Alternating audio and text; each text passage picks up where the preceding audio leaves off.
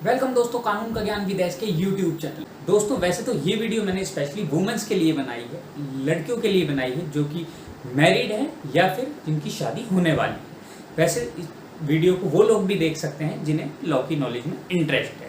आज इस वीडियो में मैं बताऊंगा कि ऐसे कौन से 7 अधिकार हैं, लीगल राइट्स हैं जो कि एक मैरिड वुमन को दिए जाते हैं, मैरिड लड़की को दिए जाते हैं, जो कि जानना उसके लिए बेहद जरूरी है। तो चलिए नजर डाल लेते हैं उन लीगल राइट्स पे कौन कौन से हैं वो अधिकार जो कि एक मैरिड लड़की को दिए जाने चाहिए। दोस्तों ये हैं वो 7 अधिकार। पहले नंबर पे जिसमें आ जाता है स्त्री धन। स्त्री धन वैसे तो एक नॉर्मल वर्ड है, सुनने में सबको पता होगा कि जो धन स्त्री के पास होता है वो स्त्री धन कहलाता है। लेकिन कानूनी नॉलेज में, लॉ की लैंग्वेज में मैं आपको बताऊं स्त्री धन का मतलब क्या होता है।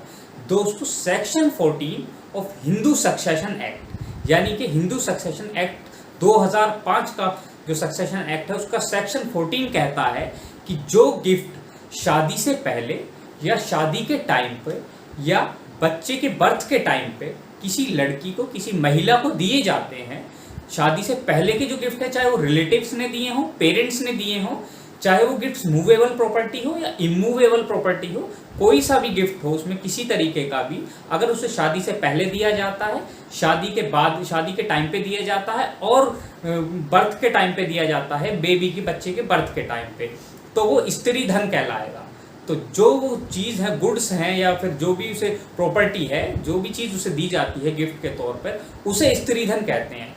तो स्त्री धन का पूरा राइट सिर्फ और सिर्फ लड़की का होता है। स्त्री धन को कोई भी उससे ना छीन सकता है, ना तो लड़की के घर वाले उससे छीन सकते हैं, ना ही लड़के के घर वाले उससे छीन सकते हैं, ना ही लड़का छीन सकता है। तो स्त्री धन का जो अधिकार है वो सिर्फ और सिर्फ लड़की पे होता है। लड़की चाहे तो अपनी मर्जी से दे सकती है, अगर ना चाहे तो लड़की उस अधिकार को या उस चीज को किसी को भी नहीं दे सकती। अब सेकंड आ जाता है मेहर। मेहर जो है मुस्लिम लॉ में डिफाइन है। मेहर जो है दोस्तों जब निकाह होता है उस टाइम पे तय की जाती है।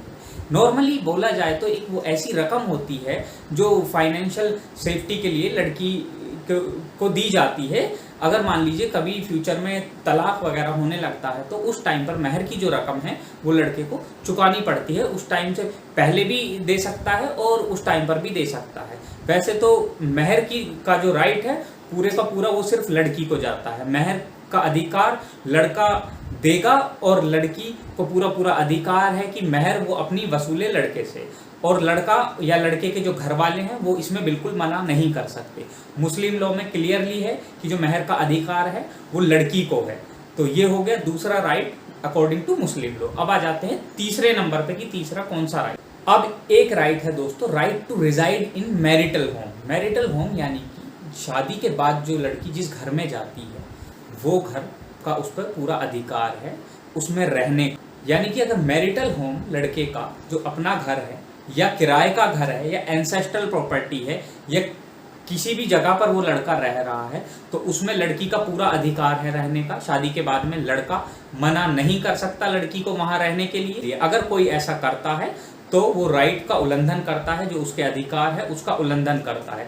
तो लड़के के साथ साथ, लड़के के घर वालों के साथ साथ लड़की का भी पूरा अधिकार हो जाता है उस घर में रहने का शादी के बाद। अब आ जाता है दोस्तों मेंटेनेंस। मेंटेनेंस यानी कि जो गुजारा भत्ता होता है उसे मेंटेनेंस कहा जाता है। दोस्तों अगर मान लो लड़की लड़के के साथ नहीं रहना चाह रही है, उसके जो मैरिटल होम है उसमें नहीं रहना चाह रही है, उनके बीच में कुछ झगड़ा हुआ है, कोई बात हुई है, तो ऐसे में लड़की को पूरा अधिकार है, वो अपना जो मेंटेनेंस है, अपना जो खर्चा है वो लड़के से वसूल सकती है और इसके ऊपर कोर्ट भी उसे जो खर्चा है उसमें दिलवाए। और एक चीज मैं बता दूं मेंटेनेंस से रिलेटेड कि जो खर्चा है लड़की के साथ साथ अगर कोई बच्चा है लड़की के साथ में, यानी कि अगर उनकी शादी से कोई बच्चा हुआ है तो उस बच्चे का भी खर्चा हस्बैंड को देना पड़ेगा अपनी वाइफ को।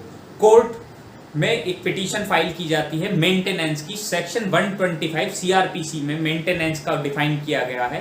तो धारा 125 सीआरपीसी में मेंटेनेंस की पिटीशन फाइल की जाती है जिसमें कोर्ट खर्चा दिलवाता है लड़के से लड़की के लिए, उसे अपना जीवन गुजारने के लिए। एक आ जाता है अधिकार राइट टू कमिटेड रिलेशनशिप। इसका मतलब है दोस्तों, सिंपल लैंग्वेज में मैं आपको समझाऊं कि लड़की को पूरा अधिकार है शादी के बाद में कि वो लड़के से कह सकती है कि आप मेरे साथ ही रहेंगे, किसी के साथ आपको रिलेशन नहीं रखना है।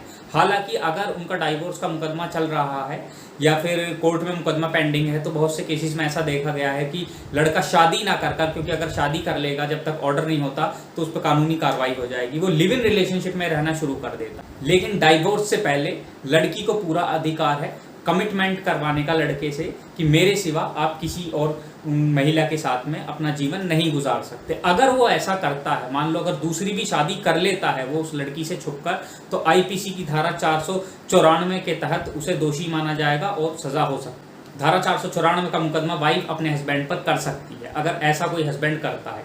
अब आ जाता है right to parental home. Parental home यानी कि जो उसका मैका होता है उसे पेरेंटल होम कहा जाता है। दोस्तों, राइट टू पेरेंटल होम का मतलब है कि जो सक्सेशन एक्ट है, हिंदू सक्सेशन एक्ट 2005 के पहले का जो एक्ट था उसमें अधिकार नहीं था लड़की को, लेकिन इसमें अमेंडमेंट होने के बाद से 2005 का जो एक्ट आया है इसमें इसके बाद से लड़की को पूरा अधिकार है, जो उसका पेरेंटल होम है उस पर शादी के बाद भी उसका पूरा अधिकार रहेगा।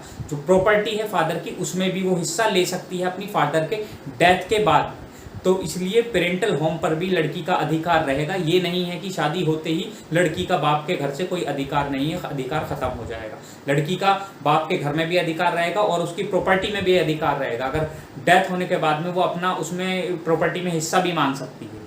अब आखिरी में एक राइट आ जाता है, right to live with dignity and respect. Live with dignity and respect का मतलब है कि उसे अधिकार है पूरी तरह इज्जत के साथ अपनी डिग्निटी मेंटेन रखते हुए अपने मैके ससुराल वाले घर में रहने का। यानी कि अगर लड़की की शादी होती है तो उसे पूरा अधिकार है, जैसे लड़के की बहन उस घर में रहती है रिस्पेक्ट के साथ से अपने घर में, वैसे ही बहू को भी रखना पड़ेगा। ये अधिकार पूरा लड़की के पास में है। अगर लड़की कहीं पर शादी होकर दूसरे घर में जाती है तो उसे कोई भी बेइज्जत नहीं कर सकता है। अगर एक बार शादी हो गई है तो उसकी डिग्निटी और रिस्पेक्ट मेंटेन रखनी पड़ेगी उसके ससुराल वालों को। ये उसे अधिकार है, कानूनी रूप से उसके पास में पावर है अपना अधिकार मेंटेन रखवाने की और डिग्निटी मेंटेन करवाने की। तो देखो आपने, ये होते हैं अधिकार जो एक महिला को मिलते हैं कानूनी रूप से। और बहुत सी बार ऐसा देखा गया है या बहुत जगह आपने सोसाइटी में भी देखा होगा कि चाहे कितनी पढ़ी लिखी लेडी हो उसके साथ में टॉर्चर किया जाता है, उसे सताया जाता है, सिर्फ और सिर्फ इसलिए क्योंकि वो अपने अधिकारों से वाकिफ नहीं होती हैं पूरी तरह से। तो मकसद इस वीडियो को बनाने का यही था कि जो लेडीज़ हैं हमारे इंडिया की वो वाकिफ होनी चाहिए अपने अधिकारों से, उन्हें सब कुछ पता रहना चाहिए कि क्या उनके फेवर में लॉ है।